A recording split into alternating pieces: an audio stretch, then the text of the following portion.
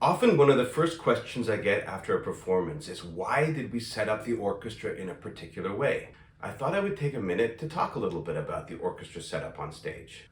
Large groups of musicians have been getting together to play for hundreds of years, but in the time of the Renaissance and even the Baroque, there was no standard way to set up. We know from looking at paintings and woodcuts of the period that musicians would often just assemble anywhere that they had space to play, often standing or sitting around a central keyboard instrument like an organ or a harpsichord.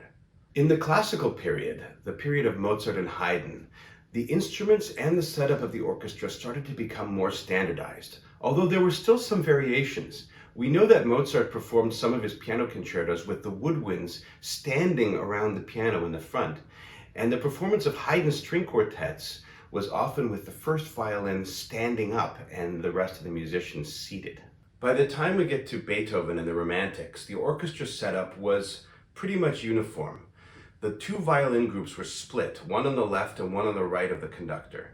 The strings in the middle, the woodwinds and the brass towards the back, and often the double basses were arranged in a line at the very back of the orchestra.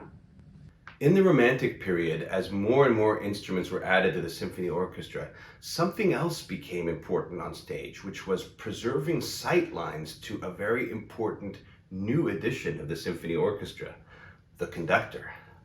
At the turn of the 20th century, a new fad took over from America, which was to put the violin groups together on one side of the stage and the cellos and the basses together on the other side of the stage.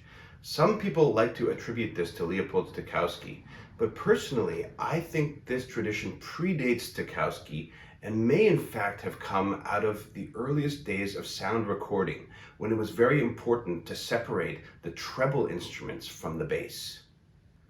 Sometimes composers will specify how they like the orchestra to be set up, but if they don't, I take that as an opportunity to create a unique setup that reflects the piece of music that we are going to perform.